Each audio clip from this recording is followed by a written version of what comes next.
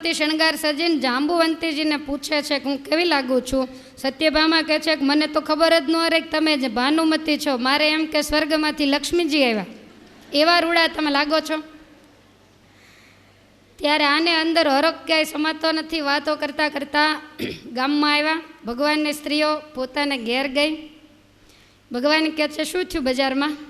તો કે બધીને શણગારને વસ્ત્રો બદલાવી લીધા. બહુ સુંદર વસ્ત્ર અને શણગાર હતા. ત્યાંથી બધી સ્ત્રીઓ વસ્ત્ર શણગાર પહેરી અને છત્રપતિની આગળ આવી દુર્યોધનને બતાવવા. છત્રપતિ કહે ભાનુમતીજી, મને પડ્યો એક વેમજી, ઇન્દ્રાણી સરખું રૂપ તમારું આજ થયું છે કેમજી. આજ કેમ આટલા બધા રૂડા રૂપાળા લાગો છો? ત્યારે ભાનુમતી કહે છે કે અમે આ જુદા શણગારો લઈને આવ્યા અને વળી 1 રૂપિયો અમે દીધો નથી. ભાનુમતી કહે તપાસી જુઓ અમારા આ શણગારજી, તમારા જેવા અમે ન કરીએ ઊંધા ઊંધા વેપાર. જે અમે તમારે જેમ ઊંધા ઊંધા વેપાર, અમે તો બુદ્ધિશાળી છીએ. તમે કાલે હાથી ને ઘોડા ને બધું કેટલું ઓરીને લાવ્યા તે એમાં હું લાભ લીધો, અને અમે જોવો એક વેપારીને છેતરીને આવતા રહ્યા ને સારા સારા શણગાર વગેરે લાવ્યા. દુર્યોધન કહે જુઓ મામા બહુ પાકી ભાનુમતીજી, મામો કહે તારી મામી પણ કાંઈ કાચી નથી જી. ઘરના ભુવન ઘરના ડાકલા કોઈ ન વખાણત પોતે ને પોતે. દુર્યોધન કે મામા ભાનુમતી કેટલી પાકી છે? શકુની કે તારી મામી કાંઈ કાચી? એ પાકી જ છે, જો ને એ ભેગી ભેગી બધો શણગાર બદલીને આવી રીતે સ્ત્રીઓના વખાણ કર્યા. દિવસ પૂર્ણ થયો. સાંજે બધા એને ભોજન વગેરે કરાવ્યું અને રાત્રિ પડી. બધા પોતપોતાના સ્થાને શયન કરે છે. નગરના દરવાજા બંધ થયા એટલે માયાવીએ તરત જ પોતાની માયા સંકેલી અને આખું બજાર હતું એને અદૃશ્ય કરી લીધું. બધું સંકેલી લીધું. ત્યાર પછી જે 200 દૈત્યો હતા એના ટોપલા બનાવી અને જેટલા દાગીના અલંકારો અથવા તો જરિયાની વસ્ત્રો વગેરે હતું એ બધું જ ભરી 100 દૈત્યોને માથે ઉચકાવી અને બધું ભોંયરા ભેગું કર્યું. જ્યાં પેલું નાણું પડેલું એની બાજુમાં ઘરેણાનો ઢગલો કર્યો.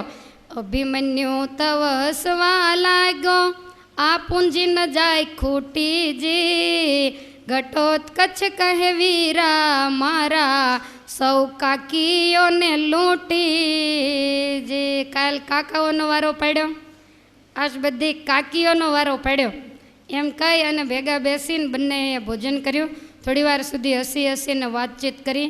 પછી જ્યારે મધ્યરાત્રિ થઈ ત્યારે ઘટોત્કચ કહે છે કે તું સૂઈ જા અને હું જાઉં છું, આજની રાત્રિ પણ હું અહીંયા નહીં રહું એમ કહી અને ત્યાંથી નીકળો. નગરની બહાર મેદાનમાં આવી પોતાના કેશ છૂટા કરી અને માંડ્યો ધૂણવા. અને એ જ વખતે અહીંયા જે કૌરવની સ્ત્રીઓ સૂતેલી એના તમામ વસ્ત્રો અદૃશ્ય થઈ ગયા.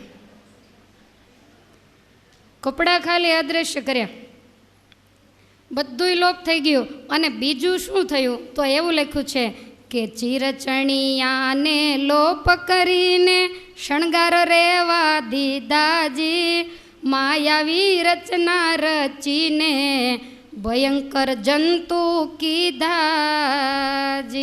કપડાં બધા અદૃશ્ય, ડોકમાં હાર હતો ત્યાં સર્પ થઈ ગયો, કડલા હતા એના કાળા નાગ બન્યા, સાંકળા પહેર્યા હતા એના સાપ થયા, દામણી હતી એના કાન ખજૂરા થયા, શરીર ઉપર ફરવા માંડ્યા, મોતીના મકોડા થયા, એ બધા માંડ્યા ચટકા ભરવા, વાળીના વીછી થયા, પાંદડીના વંદા થયા, ઝીણા મોતી હતા એની કીડીઓ થઈ ગઈ, ચૂડીઓ પહેરીતી એની ચંદન ગો થઈને વીંટાઈ વળી, એની અંદર કાળા જે મોતીની શેરો હતી એની નાગણીઓ થઈ ગઈ. અને આ બધા આખા શરીરે તો બધા ઊંઘમાં છે, એમને એમ શણગાર પહેરીને બોલો. હવે આ બધા જંતુઓનો સળવળાટ થયો, એમાં આ બધી જાગી ગઈ.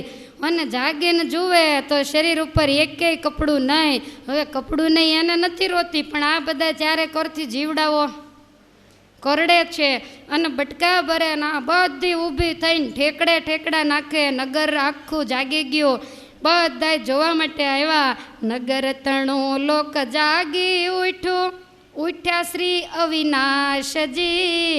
ચાલો રે લોકો જોવાને જઈએ, કરીએ કાંઈ તપાસજી. આટલો બધો અવાજ છે ને, માટે ચાલો ભગવાન બધાને જગાડીને ટોળું લઈને જોવા માટે આવ્યા.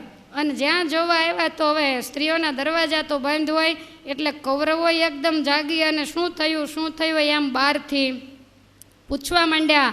હવે આડાવડા વાંકા ચૂકા હાથે ને પગે ને આખા શરીરે સરપન કાન ખજૂરા ને બધું દોડે, આ ખંખેરે અને વળી પાછા ઠેકડે ઠેકડા મારે, ઊંચી નીચી અબળા કૂદે. એવા ઠેકડા મરાવ્યા ને એવી કૂદાવી, અને એક પણ વસ્ત્ર નહીં. બહારથી છત્રપતિ બૂમો પાડે કે અંદર ઠેકડા મારો, એની કરતાં દરવાજો ખોલો કે નહીં. શું તકલીફ છે એ તો ખબર પડે, પણ હવે દરવાજો કેવી રીતે ખોલે? તો પણ ઉત્તર કોઈ ન આપે, પૂર્ણ દુઃખમાં પડ્યો જી. છૂટે કેશે કૂદે સગળી, હોય જાણે ભૂતળિયો જી. હું તમને એટલે જ ગાયને બતાવું છું, તમને એમ થાય કે સાચું લખ્યું હશે ખોટું, કારણ કે મારે બહારનો શબ્દ અંદર નાખવાનો સમય જ નથી. આનાય મારે છોડી દેવા પડે, એમાં બહારના ક્યાં નાખવા? બધું આની અંદર લખ્યું છે. અને પાપીની હંમેશા આ જ દશા છે, બીજાની લાજ લે એની લાજ કોઈ દી ઠાકોરજી રહેવા દેતા નથી. 4 ઘડી સુધી બધીને કુદાવી અને પછી ધૂણતો બંધ થયો એટલે બધા જે જંતુઓ હતા એ અદૃશ્ય થઈ ગયા. પછી તો બધાને એટલી બધી શરમ લાગીને બહાર ઓલા કૌરવો દરવાજા ખખડાવે, ખોલો ખોલો, પણ ખોલે કઈ રીતે? મને એમ છે બીજા કપડાં લાવ્યા હોય પણ ત્યાં હાજર નહીં હોય, બીજા ઓરડામાં ક્યાંક હશે. પછી એક સ્ત્રી ઊભી થઈ અને જરીક દરવાજાને તિરાડ કરીને કહે છે કે અમારી આગળ વસ્ત્ર નથી, એટલે પહેલાં તમે વસ્ત્રો લાવી દો પછી દરવાજો ખુલે. તો હવે તાત્કાલિક તો એ ક્યાં ગોતવા જાય? તે પુરુષોના બધા ધોળા ધોતિયા ને બીજું ને ત્રીજું હતું એ લાવીને કર્યો ઢગલો, અને ધોળા વસ્ત્રો પહેરીને બધી બેઠી. બારણા જ્યાં ઉગાડ્યા, અંદર તમામ કૌરવો ને બળદેવજી ને ભગવાન ને આખું ગામ અંદર આવ્યું. સહુની નારીને પૂછે, આખેલ કોણે બનાવ્યો જી. ચૂડો ન મળે ને ધોળા વસ્ત્રો, જાણે રંડાપો આવ્યો જી.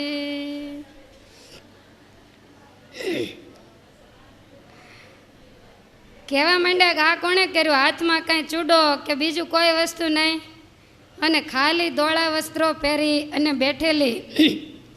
જોઈ જોઈને સર્વે હસે છે, મશ્કરી કરે ગોપાલજી. રંડાપો તો રૂડો શોભ્યો, પણ માથા ઉપર છે વાળજી. બધું બરોબર, પણ એક વાળજી માથા ઉપર.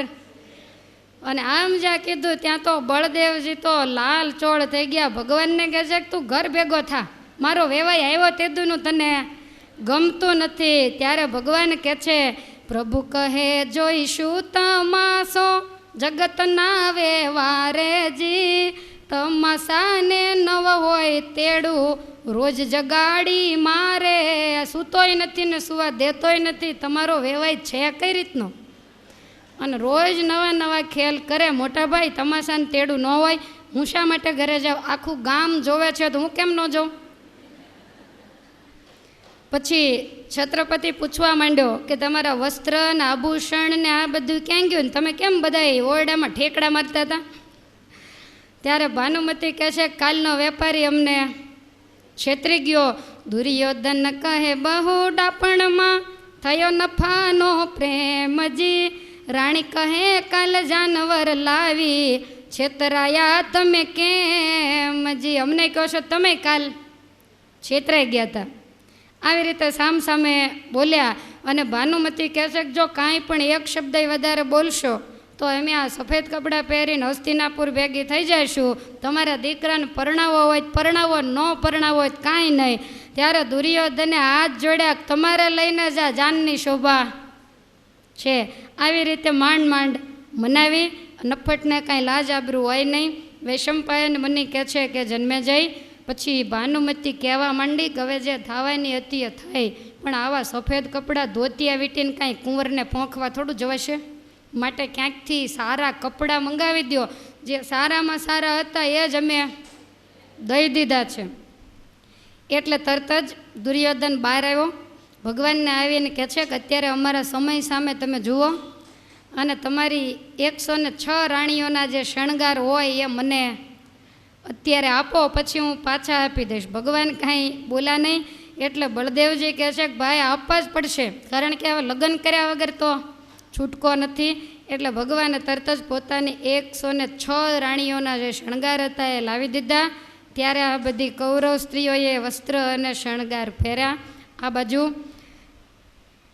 અભિમન્યુની પાસે ઘટોત્કચ ગયો અને કહે છે કે આજ તો કાકીઓને બહુ કુદાવીને આવ્યો છું અને આપણી માતા દ્રૌપદીની લજ્જા લીધેલી ને આજ એનો બદલો વાળી દીધો. થોડી વાર બંને ભાઈઓ સાથે બેઠા અને પછી કહે છે કે હવે હું જાઉં, હજી એક દિવસ આજનો બાકી છે એટલે ખાલી મૂકવો નથી, પછી પરમ દિવસે તો લગ્ન છે એટલે કાંઈ નહીં થાય. ઘટોત્કચ ત્યાંથી નીકળ્યો અને વહેલી સવારનો સમય છે અને એ વખતે શાકભાજીનું મોટું માર્કેટ બનાવ્યું. જુદા જુદા શાકભાજીના મોટા ગાંસડાઓ એને ખુલ્લા કરી અને પોતે મોટો કાછીઓ હોય એવી રીતે દ્વારિકાની જે મુખ્ય બજાર છે ત્યાં જઈને બેઠો. સવાર પડી પણ આના શાક બધા કરતાં સરસ અને ચડિયા હતા. દ્વારિકાના માણસો બધા શાકભાજી લેવા માટે આવે એટલે સહજ છે કે ભાવ પૂછે. તો દ્વારિકાવાળા જે કોઈ બીજા માણસો ભાવ પૂછે એટલે એને બજાર કરતાં 10 ગણી કિંમત બતાવે એટલે કોઈ શાક લેતું નથી. હવે જ્યારથી જાન આવેલી ત્યારથી આરંભી અને રસોડાની વ્યવસ્થા મોટાભાઈને રાજી કરવા માટે ભગવાને માથે રાખેલી. સેવકોને કાયમ શાકભાજી લેવા માટે મોકલે, પણ ભગવાન કહે છે કે આજનો દિવસ હવે તો વેવાય એક જ દિવસ છે, તો આજનો દિવસ શાકભાજી હું લઈ આવું. એટલે ભગવાન શાકભાજી લેવા માટે માર્કેટની અંદર આવ્યા અને જ્યાં ઘટોત્કચ બેઠો છે ત્યાં આવી અને માંડા કિંમત પૂછવા. ભગવાન કહે છે કે તમે સાચા કાછિયા છો કે ખોટા? ઘટોત્કચે આમ અંગુલી નિર્દેશ કર્યો કે તમારે જે લેવાનું હોય એ લઈ લો. ભગવાન કહે છે કે શાક બહુ સુંદર દેખાય છે, તો આનો ભાવ શું છે? માયાવી કહે ભાવ જ શાનો લઈ જાઓ મહારાજજી, સત્યવાદીને ખવડાવશો નહીં, લંપટની લેજો લાજજી. મારે તમને મફતમાં તમારો ભાવ થોડો લેવાય, માટે જે તમારે જોઈએ એ તમારા માટે જ લઈને બેઠો છું, તમે બધું એમને એમ લઈ જાઓ. પણ એક વાત યાદ રાખજો કે સત્યવાદી અને ધાર્મિક જે હોય એને તમે ખવડાવશો નહીં, નફ્ફટ અને લંપટ હોય એની લાજ લેજો. ભગવાને તરત જ બધાએ શાક લીધા એટલે આણે દુકાન પોતાને સંકેલી લીધી અને સત્યવાદી પુરુષો માટે બીજા કાછિયા આગળથી શાક અલગ ખરીદ્યા. અને ત્યાર પછી ભગવાન કોઈ દિવસ નહીં તે દિવસે રસોડામાં ગયા, માયાવી માટે શાક જુદું બનાવ્યું અને જે સત્યા પુરુષો હતા એના માટે પણ શાક જુદું બનાવ્યું. જે માયાવી માટે શાક બનાવેલું એની અંદર ભગવાને આખી સૃષ્ટિનો સ્વાદ ખેંચીને મૂકી દીધો. જાનૈયા જમવા માટે આવ્યા, 100 ભાઈઓ 100 અને 6 જે પહેલાં એના કારભારી 106 બાજોટ ઠાકોરજીએ લાઈનમાં ઢળાવ્યા અને એની સામે બધા સત્યવાદી પુરુષો હતા એના બાજોટ ઢળાવ્યા. થાળીઓ મુકાઈ, ભગવાન પોતે શાક પીરસવા માટે આવ્યા. પહેલાં સત્યવાદીને પીરસ્યું તો જોવામાં જરાય ગમે નહીં એવું શાક, પણ આ તો બધા વૈરાગી પુરુષો. ભગવાને પીરસ્યું એટલે પ્રસાદ માની અને એ લોકોએ તો સ્વીકાર્યું. અને આને માટે જે પેલી માયાવી શાકભાજી હતી, નિત નવી નવી સામગ્રીઓ હોય, પણ આજે તો એવા શાક હતા કે કોઈ દિવસ બલરામજીના રસોડે બિના ન હોય.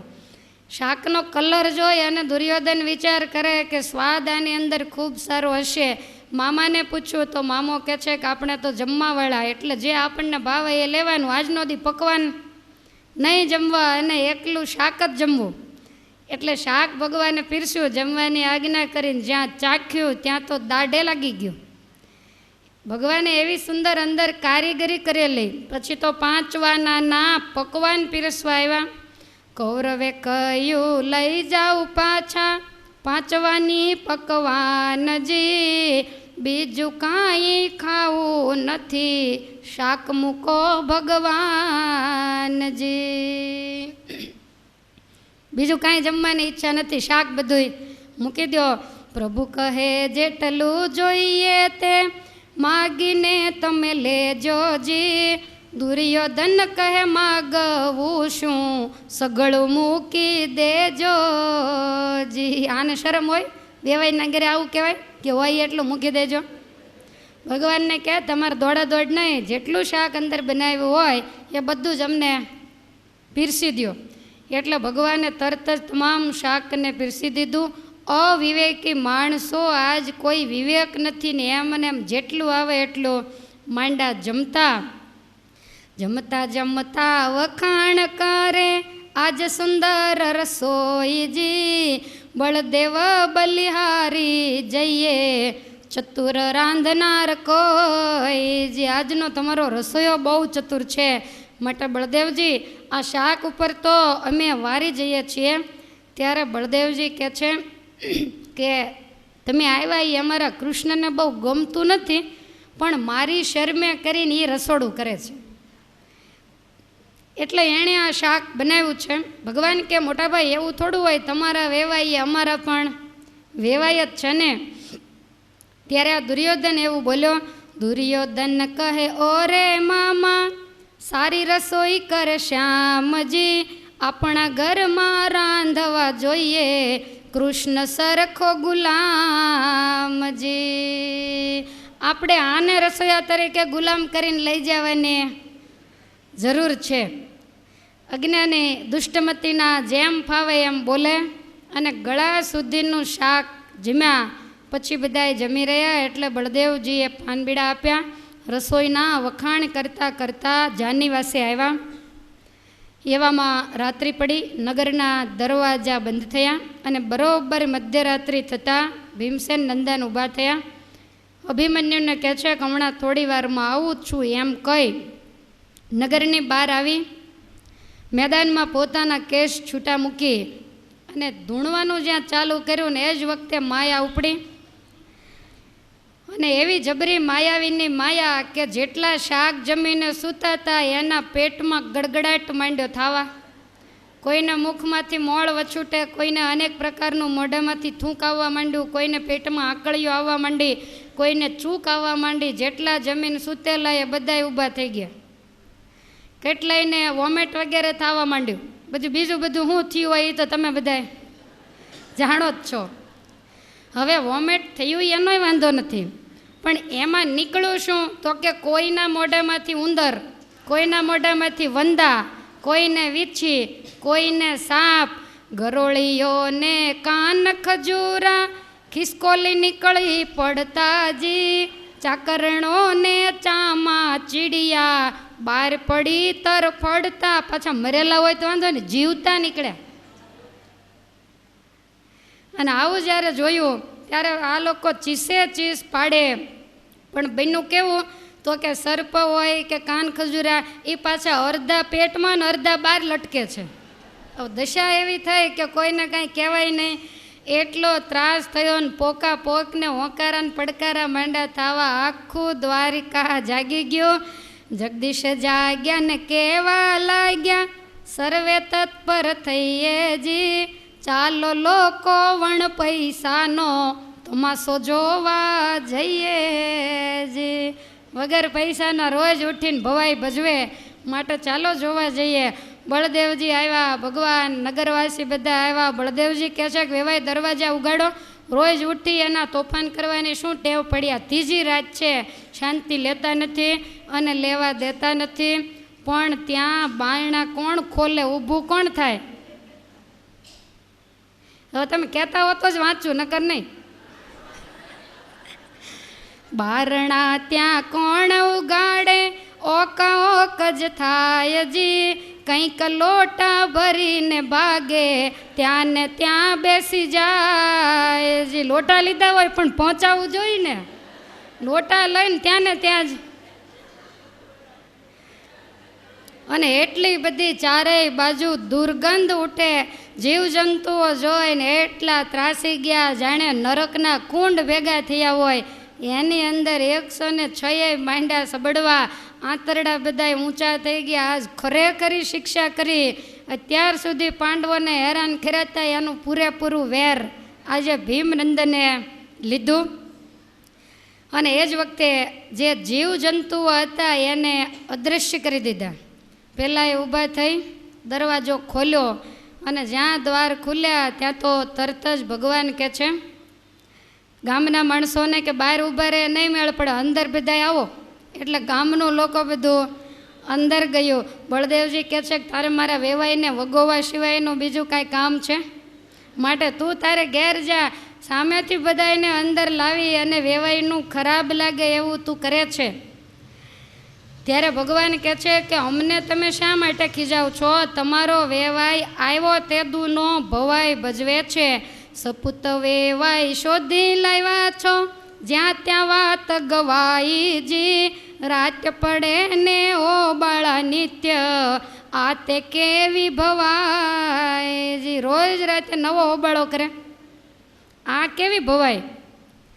એક દિન ઊંઘવા નવ દીધા, ફજતી બહુ સસ્તીજી. આવું અહીં નિત્ય નહીં ફાવે, નથી ઉજ્જડ છે વસ્તીજી. આ કંઈ જંગલ નથી, ગમે એવી ભવાઈ કરે તો ચાલે. ગામના માણસોને પણ સુવા દેતા નથી. વસ્તીની અંદર આવો તમાશો રોજ ઉઠીને છે, માટે તમારા વેવાઈને વારો હવે કોઈ સહન નહીં કરે. એટલે બળદેવજી તરત ઝાંખા પડી ગયા. અને બળદેવજી દુર્યોધનને કહે છે કે એટલી બધી શું તમને તકલીફ પડી તે ચીસે ચીસો પાડી? ત્યારે દુર્યોધન કહે છે કે વેવાઈ કંઈ કીધાની નથી, અમને ઉલટી થઈ એમાંથી મોટા મોટા સાપ નીકળ્યા. બળદેવજી કે મને બતાવો. ક્યાં બતાવે? આ તો બધા અદૃશ્ય થઈ ગયા. હવે બતાવે કેવી રીતે? તો કે બધા જતા રહ્યા. બળદેવ કે તમારી એક પણ વાત મને સત્ય લાગતી નથી, માટે હવે તમને અહીંયા જાજાદી રાખવા એ પણ મારું મન માનતું નથી. તમારે કાલે સવારે આવી છાબજ મોકલી દેવીજી, પછી વર ઘોડો ચડાવી કન્યા પરણાવી લેવી જી. હવે અમારે અમારા નગરમાં નથી રાખવા, કાલ સવારે છાબ લઈને આવી જાજો, વરઘોડો ચડાવીને વરને લઈને આવજો, અને અમે કન્યા પરણાવી દેવી. એટલે તમે હસ્તિનાપુર ભેગા હવે થઈ જાઓ. બળરામજી પાછા ગયા. કૌરવોએ દરવાજા બંધ કર્યા. છત્રપતિ કહે છે કે મામા આ તો 3 દિવસમાં આબરૂના કાંકરા થયા, અને કેવી આપણી ફજેતી થઈ. મામો કહે મુઈ ફજેતી, ભૂખે જીવડો જાયજી. રાત્રિએ ખીચડી ઓરાવી, ઓકેલા સૌ ખાયજી. મામો કે હવે ફજેતીની એક બાજુ મૂક, આ ભૂખા જીવ જાય છે. કારણ કે બપોરનું તો બધું કઢાવી નાખેલું. રાતે ને રાત્રે ખીચડી બનાવી ને જેટલાને નીકળી ગયું તો એ બધાય પાછા અડધી રાત્રે જમવા બેઠા. પછી બધાય સૂતા. સવાર પડ્યું, ભગવાન અંતર્ધ્યાન થઈ અને અશોક બાગમાં જ્યાં ભોંયરું છે ત્યાં ગયા. બંને ભાઈઓ તો શાંતિથી સૂતા છે, એને જગાડ્યા. ઘટોત્કચને કહે છે કે આજે લગ્ન નક્કી થયા છે, માટે નિયમ પ્રમાણે છાબ લઈ જવાનું છે અને કન્યાની માતાને છાબ આપવાની છે. ઘટોત્કચ કે જો મારા માટે તો આ બધું હાવ નવું છે, જંગલમાં મેં કાંઈ એવું જોયું નથી, એટલે લગ્નનો વિધિ કાંઈ મને આવડે નહીં. તો કઈ રીતે કરવાનું એક વખત બતાવી દો, પછી નહીં ભૂલું.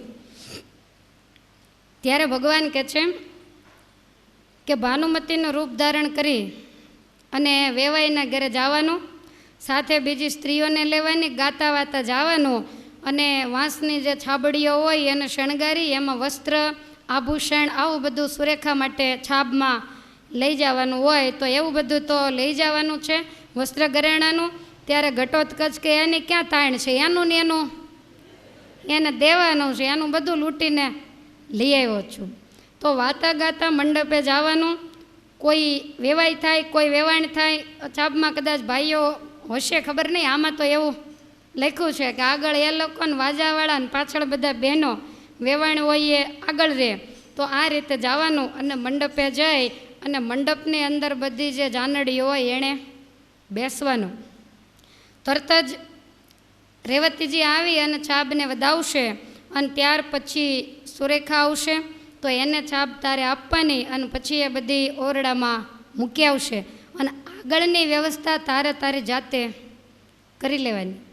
અભિમન્યુ આ ઘટોત્કચ તૈયાર થઈ ગયો અને સુંદર ભાનુમતીના જેવું જ રૂપ ધારણ કર્યું. કોઈ ઓળખી ન શકે કે આ કોણ છે. થોડા અસુરો સાથે હતા, એમાંથી થોડાક જાનૈયા ને થોડીક જાનડીઓ ને બધા એને સરસ મજાના વસ્ત્ર ને શણગાર ને આવું બધું ધારણ કરાયું અને પોતે ભાનુમતી થઈ આગળ ચાલે છે. ગામના લોકોને એમ કે આજે લગ્ન છે. લોકો શેરીઓમાં ટોળે ટોળા જોવા માટે આવ્યા અને એવો પગમાં ઝાંઝર પહેરેલા અને ભાનુમતી ચાલે એમ ચમક ચમક પગમાં ઘૂંઘરીઓ વાગે અને ઘૂમટો તાણેલો ને એવી રીતે ચાલે છે ને પાછળ બધી સ્ત્રીઓ ગાતી ગાતી આવે છે. સરસ મજાનો ગાદી તકિયો તૈયાર કરવામાં આવેલો. આ તો છત્રપતિના પટરાણી કહેવાય એટલે. તો એના ઉપર જઈ અને ભાનુમતી બેઠી, બીજી જાનડીઓ બધી આજુબાજુમાં બેઠી અને જોર જોરથી સામ સામે માંડવા પક્ષવાળા અને જાન પક્ષવાળા ગીતો ગાય છે. રેવતીજી ઘરમાં ગયા અને એવું કહ્યું દીકરી સુરેખાને કે તમારા સાસુ છાબ લઈને આવ્યા છે તો એ છાબમાં જે વસ્તુઓ આપે એ બધી તમે સ્વીકારો. એટલે તરત જ કન્યા આવી એના હાથમાં છાબ આપી લઈ અને ઘરમાં મૂકી માતાએ છાબને વધાવી અને એવું કહ્યું કે આપણે એવો નિયમ હોય કે જ્યારે સાસુ છાબ લઈને આવે ત્યારે જે કન્યા હોય એ એક વખત સાસુના ખોળે બેસે. સુરેખાને કહે છે કે જઈ અને તમે ભાનુમતીને ખોળે બેસો. એટલે સુરેખા આનંદથી આવી. સુરેખાની ઉંમર બહુ નાની છે. આવીને મંડપમાં જ્યાં ઘટોત્કચ ભાનુમતીના રૂપમાં બેઠેલો એના ખોળામાં આવીને બેઠી. ત્યારે ભાનુમતીના રૂપમાં ઘટોત્કચ કહે છે કે આપણે તમારા પિતાનો સરસ મજાનો 7 માળનો મહેલ છે તો મારે મહેલ જોવાની ઈચ્છા છે તો મને તું તારો મહેલ બતાવ. એટલે ભાનુમતીનો હાથ ઝાલી અને સુરેખા એને મહેલ બતાવે છે. બંને વાતો કરતા જાય. આ જગ્યાએ આમ છે, આ જગ્યાએ આમ છે, પહેલો માળ જોયો, બીજો માળ, બધી જ બારીઓ દરવાજાઓ બધું જ નિરખી અને ભાનુમતીના રૂપમાં ભીમનંદન જોઈ રહ્યો છે.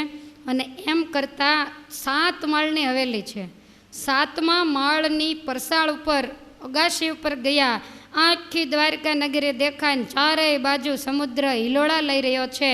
નગરની બહાર સુંદર અશોક બાગ છે એ પણ દેખાઈ રહ્યો છે. અને એ જ વખતે ઘટોત્કચે મૂળ રૂપ ધારણ કર્યું. કેડને બરોબર કસી અને બાંધી અને સુરેખાને નાખી ત્યાંથી ખભે અને વાયુ વંટોળને વીજળીના ચમકારને ગર્જના કરીને આકાશમાં ચડ્યો. તે સીધો બગીચામાં ભોંયરામાં ગયો અને અભિમન્યુને કહે છે કે લઈ આવ્યો. સુરેખાને ત્યાં ઉતારી. સુરેખા અભિમન્યુને ઓળખતી હશે એટલે એને કીધેલું કે અભિમન્યુના પિતા તો અત્યારે સાવ ભિખારી થઈ ગયા છે માટે એની સાથે નથી પરણાવવાની, દુર્યોધનના દીકરા સાથે પરણાવવાની. અને દીકરી જે કન્યા છે એ હંમેશા સંપત્તિ ને સત્તા ને આવું બધું રૂપિયા, કારણ કે મોજ શોખ કરવો હોય એટલે આ જ વસ્તુ એ જોવે. એટલે સુરેખા રડવા માંડી અને ગમે તેમ બોલવા માંડી કે મારા પિતાને મને છેતરીને મને અહીંયા લઈ આવ્યા. મારા પિતાએ અભિમન્યુ સાથે મારું સગપણ ફોક કરી નાખ્યું છે માટે મારા પિતાને બોલાવીને તમારા બંનેનું મસ્તક કપાવી નાખીશ. ઘટોત્કચને એમ થયું કે આ ઉત્પાત કરશે અને હજી એને આજનો દિવસ અહીંયા ને અહીંયા રાખવાની છે. એટલે સમજાવવા માંડ્યો ઘટોત્કચ કે આવા રૂડા રૂપાળા વરને મૂકી અને લક્ષ્મણાને તમે જોયો છે? ત્યારે સુરેખા કહે છે કે મારા પિતાએ જે કર્યું હોય એ બરોબર હોય, મેં જોયો નથી.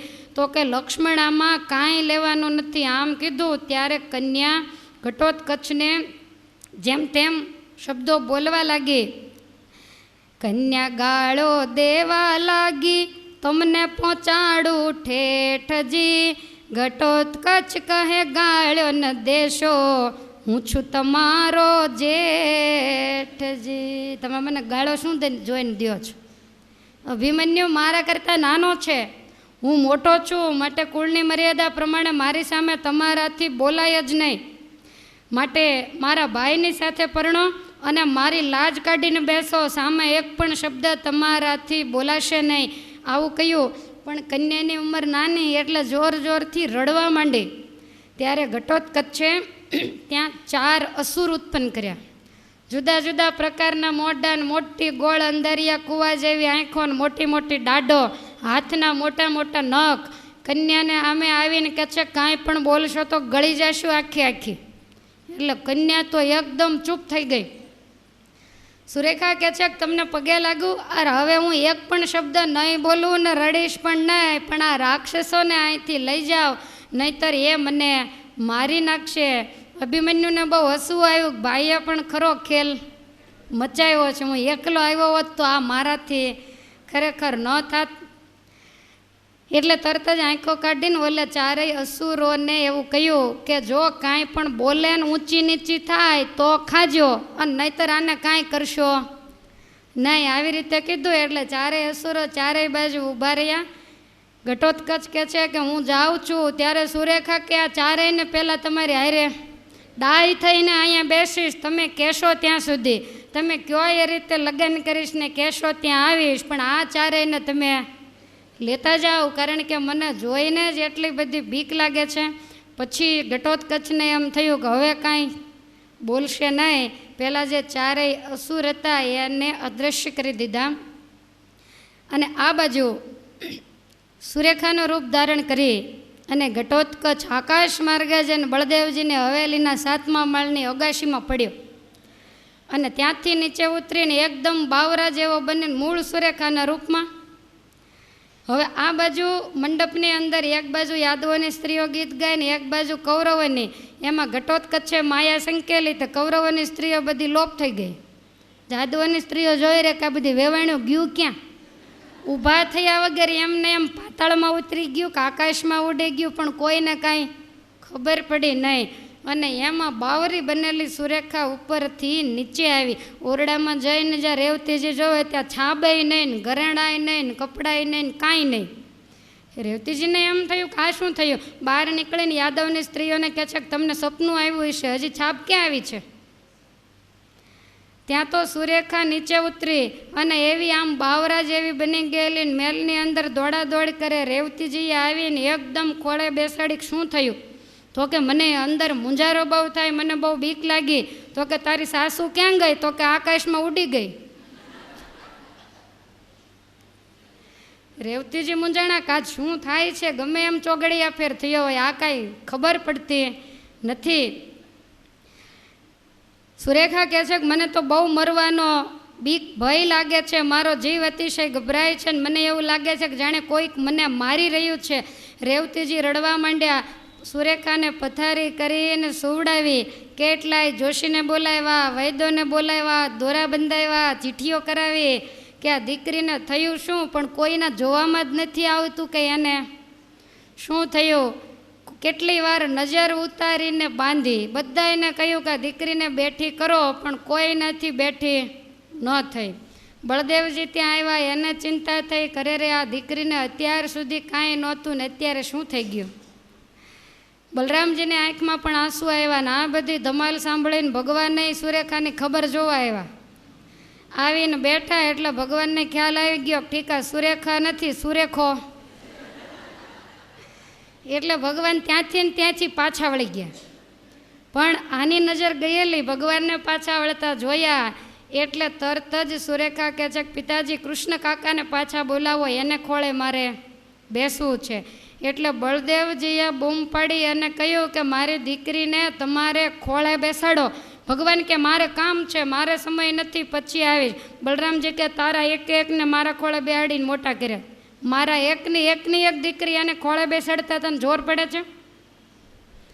એટલે તરત જ ભગવાન આવ્યા અને સુરેખાને પોતાને ખોળે બેસાડી અને કાનમાં એવું કહ્યું, પછી કહ્યું છાનું માનું પોતે સુંદર શ્યામજી, તું તારે કરતો હોય તે કરજે, ન લઈશ મારું નામજી. તારે જે કરવું હોય એ કરજે, પણ મારું નામ તું લઈશ નહીં. ત્યારે ઘટોત્કચ ભગવાનના કાનમાં કહે છે કે મુજે ઉપર રાખવી મહેરબાની, જાણી તો તુજથી કાંપેજી. ઘટોત્કચ કહે તમારી રાણીઓ, કેવા પગ મારા ચાંપેજી. સુરેખાને સારું નહોતું એટલે ભગવાનની પટરાણીઓને બધા છાપમાં આવ્યા હોય તે કોઈ પવન નાખે, કોઈ માથું દબાવે, કોઈ પગ દબાવે. તો ભગવાનને મેણું મારે શક જોયું રાણીઓ તમારી કેવા આજ મારા પગ બધાય દાબે છે. ભગવાન કહે છે તું પણ જેવો અભિમન્યુ એવો જ અમારો ભાણેજ કહેવાય, તો તારી મામીઓ તને પવન નાખે ને પગ દાબે એમાં કાંઈ નવાઈ નથી. પછી સુરેખા ભગવાનને ખોળેથી ઉઠી ગઈ, ભગવાન ત્યાંથી ગયા અને ત્યાર પછી સુરેખાને રેવતીજી અંદર લઈ ગયા. ત્યારે સુરેખા કહે છે કે માં મને ભૂખ બહુ લાગી છે. રેવતીજી રાજી થયા કે કંઈક તબિયત સારી થઈ એટલે હવે થોડુંક જમશે. એટલે તરત જ રેવતીજીએ જે પકવાનના ઓરડાઓ ભર્યા હતા એની ચાવીઓ લીધી, એનો જુડો લીધો અને ઓરડે લઈ જઈને કહે છે તારે જે પકવાન આમાંથી જમવા હોય એ છૂટ.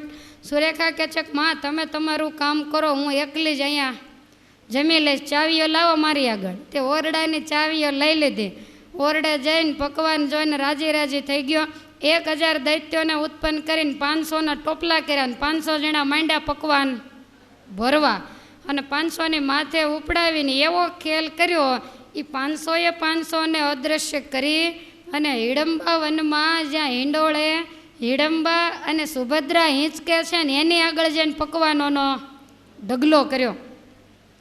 એટલે હિડંબા તો સમજી ગઈ, પણ સુભદ્રા પૂછવા માંડ્યા કે આટલા બધા સેવકો અને આટલો બધો પકવાન ક્યાંથી લાવ્યા? તો કે તમારા ભાઈના ઘરેથી. મારા ભાઈના ઘરેથી કેમ? તો કે આપણા કુળની અંદર એવો રિવાજ હોય કે વર હોય એની માતા પણ લગ્નની અંદર જાય અને તમે ગયા નથી એટલે મારા ને તમારા માટે તમારા ભાઈએ પીરસણું મોકલ્યું છે, ચાલે ઘણાય દિવસ એટલું. સુભદ્રાને એમ થયું કે આ તો બધું નવાઈ જેવું છે. બંનેને બહુ હસવું આવ્યું અને જે પકવાન હતા એ હિડંબાના ઓરડાની અંદર ભરાવ્યા અને જાણે વાળીને સાફ કર્યું હોય એવા બલરામજીના ઓરડા ખાલી કરી નાખ્યા. લોક મારી ચાવી આવી રેવતીજીને આપી દીધી. હવે જોવા કોણ જાય? બપોર થાય ત્યારે જોવા જવાનું હોય, પણ ત્યાર પહેલાં તો લગ્ન હતા. એમાં મધ્યાહન કાળ થયો એટલે દુર્યોધન કહે છે કે હવે તમે બધી રાણીઓ તૈયાર થાવ અને છાબ લઈને.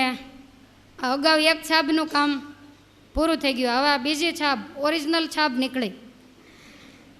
એટલે ભાનુમતીએ પોશાક વગેરે પહેરીને છાપ તૈયાર કરી, વસ્ત્ર શણગાર વગેરે બધું લીધું.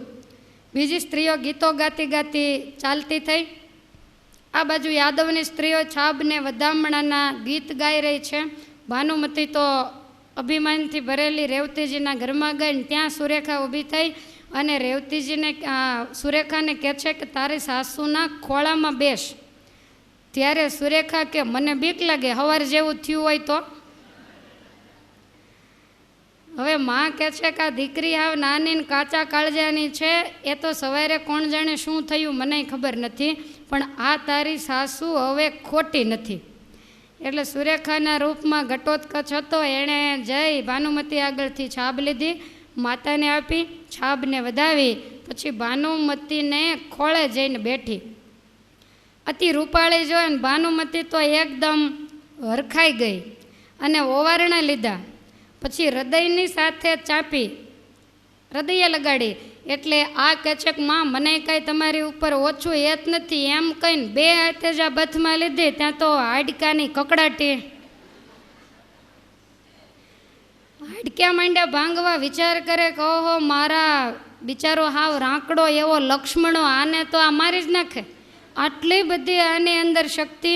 એટલે એણે તરત જ ચીસ પાડી અને જ્યાં ચીસ પાડી ત્યાં શકુનીની રાણી બાજુમાં બેઠી હતી.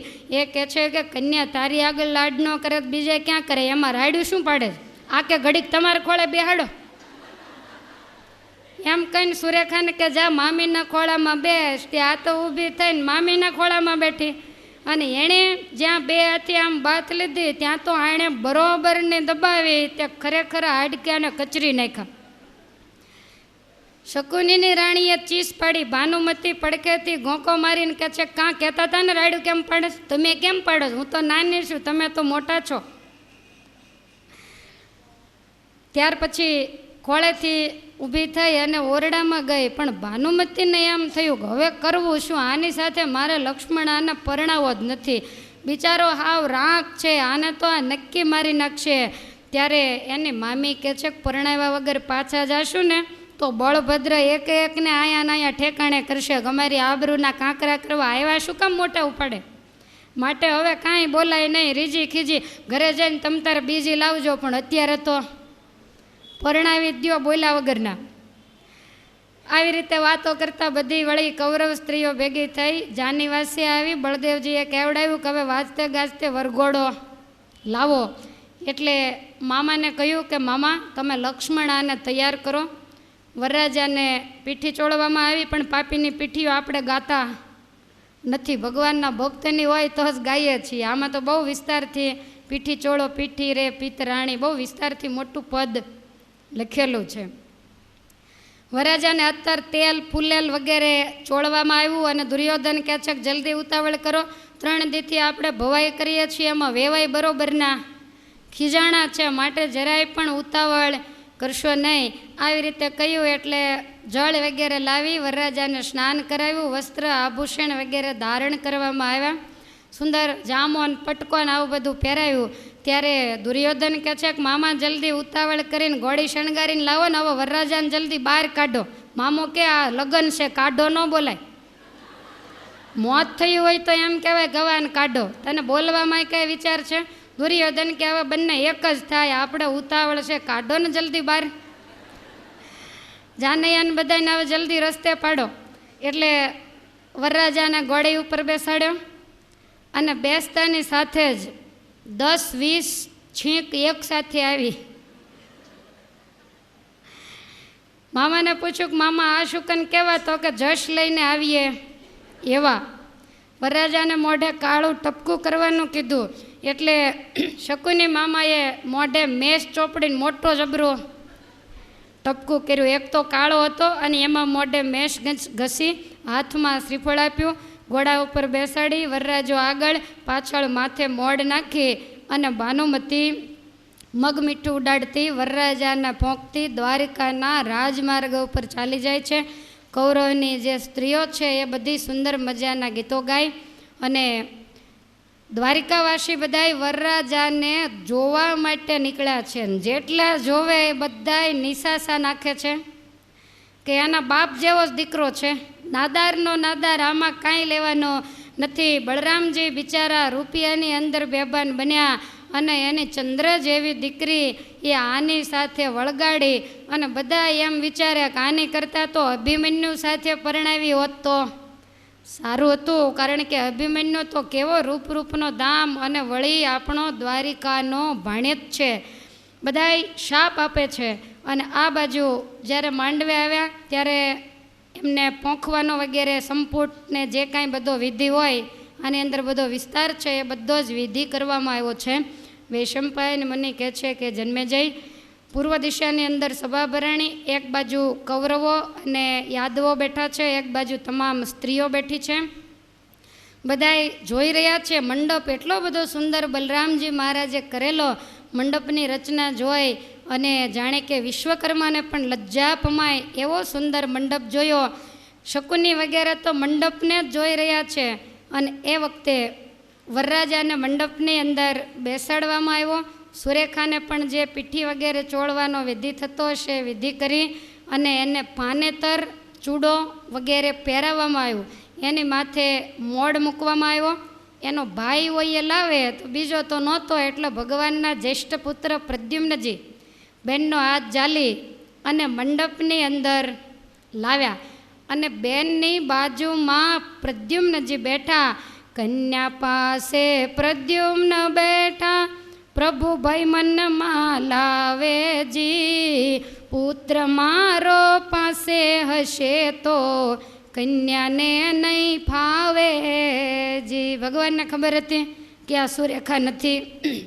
મનમાં એમ થયું કે મારો દીકરો જો બાજુમાં બાજુમાં બેસશે તો નવા ખેલ કરવાનું સુરેખાને ફાવશે નહીં, અને કદાચ નવો ખેલ કરે તો એમાં મારા દીકરાની લજ્જા જાય. એટલે ભગવાને કાંઈક કામ બતાવી પ્રદ્યુમ્નને ઊભો કરીને કહ્યું કે આપણા કુટુંબની અંદર કન્યાની આગળ કોઈ એના ભાઈને બેસવાનો ધારો નથી, માટે 2 દાસીઓને બોલાવી અને કન્યાની આજુબાજુમાં બેસાડો. એટલે પ્રદ્યુમ્નજી તરત જ ઊભા થઈ અને પુરુષોની જે સભા હતી એમાં જઈને બેઠા. 2 બાજુ એક દાસી બેઠી. લક્ષ્મણાને પણ ત્યાં બેસાડવામાં આવ્યો છે. જે કાંઈ લગ્નનો વિધિ થતો હશે તમામ વિધિ કર્યો. ત્યાર પછી હસ્તમેળાપ કરાવવાનો સમય થયો. એટલે યાદવોના જે ગોર ગર્ગાચાર્યજી મહારાજ એ હસ્તમેળાપનો વિધિ કરાવે છે.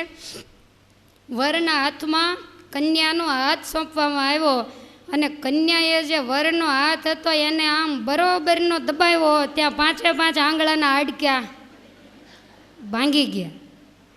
અને લક્ષ્મણાએ તો કાળી ચીસ નાખી. મામો પડખે બેઠેલો, મામો ચોંટીઓ ભરીને કહે છે કે બાપ દીકરાએ 2 ગાંડા કાઢવામાં જ જિંદગી પૂરી કરી. માટે અત્યારે આટલા બધા યાદવો વગેરે બેઠા છે, એમાં તું આટલી બધી ચીસો કેમ પડે? તો કે મારો હાથ ભાંગી ગયો. ત્યારે મામો કહે છે કન્યાએ કદાચ તારી મશ્કરી કરી હોય ને આંગળી દબાવી હોય એમાં હાથ ભાંગી ગયો. તો કે પણ હાથ ઊંચો નથી થતો, બધા હાડકા ભાંગી ગયા. વળી પાછો મનાવી સુરેખાએ તો લાજ કાઢી હોય તો વાંધો નહીં, પણ આને તો રોવે તોય કેટલું ખરાબ લાગે. લગ્ન થતા હોય ને પોતે રડે, હવે હાથ એટલો બધો દુખે. એટલે પહેલાંની આંખમાંથી આંસુડા સુકાતા નથી. મામા મને છોડાવો, મારે નથી પરણવું. પછી બીજું હું બોલ્યો ખબર? આ કન્યા છે એ મારી માં છે, મારે એની હારે લગ્ન નથી કરવા. મામો કહે છે ગાંડા ન થવાય, આવી સરસ કેવું કોમળ એનું શરીર, અને એ તારા હાથને દબાવવાના હાડકા ભાંગી જાય, મને માન્યમાં આવતું નથી. આ બેઠો બેઠો રૂવે. કન્યાને વિચાર થયો કે હજી હાડકા ભાંગવાના તો બાકી છે, એ તો બધા પછી ભાંગશે. મામાએ સમજાવીને બેસાડ્યો. અને એ વખતે આને મનમાં એમ થયું સુરેખાને કે આમનામ આખા લગ્નમાં રોવાય એ બરોબર નહીં. એટલે પોતે બેઠી હતી એમાંથી આમ જરાક ઘૂમટો જ્યાં ઊંચો કરીને લક્ષ્મણાની સામે જોયું, ત્યાં તો તેજના અંબાર છૂટે એવું રૂપ જ્યાં જોયું, ત્યાં તો લક્ષ્મણો તરત જ છાનો રહી ગયો. અને મામાને કહે છે કે મામા હવે આ મારી માં નહીં, આની સાથે હું લગ્ન કરીશ. કન્યાનું રૂપ જોતાં એવું લાગે છે કે બહુ સુંદરી છે. વળી પાછો એણે ઘૂમટો તાણી લીધો, અને એક પછી એક મંગળ વગેરે વર્તાવાનો વિધિ ચાલે. બંને બાજુમાં બેસાડ્યા છે બાજોટ નાખીને. એમાં વળી પાછું જરાક ઘૂમટો ઊંચો કરી અને જ્યાં લક્ષ્મણાની સામે જોયું ત્યાં તો બિલાડીને જેવું મોઢું દેખાણું. લક્ષ્મણો કહે છે કે અરે મામા આના પીળા ડોળા, અને આ તો બિલાડી છે, આ ક્યાં કન્યા છે? મામાને તો કાંઈ ખબર જ પડતી નથી કે શું થાય છે. મામો કહે છે કે તું કેવી વિચારે છો? કન્યા કેવી રૂડી રૂપાળી છે, ચોંટીઓ ભરીને પરાયણે બેસાડ્યો. બીજી વખત જ્યાં જરીક ઘૂંઘટ ઊંચો કર્યો ત્યાં કૂતરા જેવું મોઢું દેખાણું. વળી પાછો બાજોટ ઉપરથી નીચે ઉતરી ગયો કે મામા હું નહીં પરણું, આનું મોઢું તો જવો કૂતરા જેવું છે. વળી ચોંટીઓ ભરીને પાછો બેસાડ્યો. અને એ વખતે ફરીવાર જ્યાં મોઢું ખોલ્યું ત્યાં તો ગધેડા જેવું મોઢું દેખાણું. વરરાજો તો ઊભો થઈ ગયો કે હવે જો અહીં જાજી વાર બેસાડશો ને તો હું મરી જઈશ, કારણ કે મને નીચ નવું દેખાય છે. મામો કહે છે કે આબરૂ જાશે, હવે વિધિ પૂરો થવા આવ્યો, થોડીક વાર છે માટે બેસી રહે. અને એની સામે જોઈશે જ નહીં, પણ બીકનું માર્યું વધારે જોવાઈ જાય. વળી પાછું આમ જ્યાં જરીક લક્ષ્મણાએ જોયું, સુરેખાએ આમ કર્યું, ત્યાં તો રાક્ષસ જેવું મોઢું દેખાણું. અને આને મનમાં એમ થયું કે આ શું? ભાનુમતીને એવું લાગ્યું કે સવારે મારા ખોળામાં બેઠી હતી મારે હાડક્યા ભાંગી નાખ્યા, માનો ન માનો આ કાંઈક ડાળમાં કાળું છે. અને આ બાજુ મામો માનતો નથી ને ગોરને કહે છે કે હવે ગડબડ ગોટા કરીને ઉતાવળ કરો કે નહીં, આ બેઠો ત્યારનો વર રોવે છે. માટે વિધિ જલ્દીથી પતાવો. ત્યાર પછી વિધિમાં 4 મંગળ વર્તાવાનો વિધિ આવ્યો એટલે વર કન્યાને ઊભા કર્યા. કન્યાએ તો ઘૂમટો તાણેલો છે ને વરરાજો રોતો જાય, આંખું ચોળતો જાય બે હાથે. અને પહેલું મંગળ વર્તે છે, પહેલો ફેરો ફરી અને બેય બાજોઠે ઊભા. તો એ વખતે આખી સભાને આશ્ચર્ય થયું કે વરરાજા કરતાં કન્યા એક હાથ નીચી અને વરરાજો એક હાથ ઊંચો. બધા કે આમ બધું બરોબર છે, પણ કન્યા થોડીક વધારે પડતી નીચી છે. હવે બીજું મંગળ વર્તાયું. એવું બીજું મંગળ ફરતા કરીમાં આવી કૂંચીજી, વરરાયને નીચો પાડી કન્યા થઈ હાથ ઊંચીજી. બીજો ફેરો ફેરવીને જ્યાં ઊભા રાખ્યા ને ત્યાં તો કન્યા એક હાથ ઊંચી. બધા વિચાર કરે કે ઘડીકમાં આમ કેમ થઈ ગયું, હમણાં નીચી હતી અને વળી પાછી ઊંચી થઈ. ત્યાં તો ત્રીજો ફેરો ફર્યા અને જ્યાં ત્રીજો ફેરો ફરીને ઊભા ત્યાં તો બેય બરોબર એક જ સરખા. બધા એકબીજાને ચોંટિયા ભરે. આપણને એવું લાગ્યું હશે બળદેવજી એવી ભૂલ ન કરે, જો બેય બરોબર એક જ સરખા છે. અને જ્યાં ચોથું મંગળ ફર્યા ત્યાં કન્યા 2 હાથ ઊંચી થઈને વર 2 હાથ નીચો. તે જોનારા બધાએ કહેવા માંડ્યા કે આ તો કેવું લાગે છે. તે જોઈને બળદેવજીનું દાજ્યું અંતકરણ અતિજી, મારી કન્યા આ નક્કી નથી, થયું હરણ કન્યાનું જી. બળદેવજીને ખબર પડી ગઈ કે આ મારી દીકરી. યાદવો બધા કહેવા માંડ્યા કે આ વર કન્યા છે કે મા દીકરો છે એ કાંઈ ખબર પડતી, કારણ કે 2 હાથ કન્યા ઊંચી અને વર એને આગળ નાના છોકરા જેવો લાગે. બળરામજીને એટલો બધો ક્રોધ ચડ્યો કે મારી સુરેખા આવું ક્યારેય કરે નહીં. માટે નક્કી કન્યાનું હરણ થયું છે ને કોઈ કપટી એનું હરણ કરીને લઈ ગયો. અતિ ગરમ થઈને નક્કી કર્યું જે લઈ ગયો હોય ને એનું મસ્તક કાપી નાખું, કારણ કે જે કન્યાના રૂપમાં બેઠો એ નક્કી કોઈક ધુતારો છે. એમ વિચારી અને મહેલની અંદર પોતાના હળ મુશળ લેવા માટે ગયા. ઉપલા માળે હળ અને મુશળ મૂકેલા. સભામાંથી બીજા ઘણા હતા એ ઊભા થઈ થઈને ભગવાને જેને જેને સ્નાન કરીએ ઊભા થઈ થઈને માંડ્યા ભાગવા.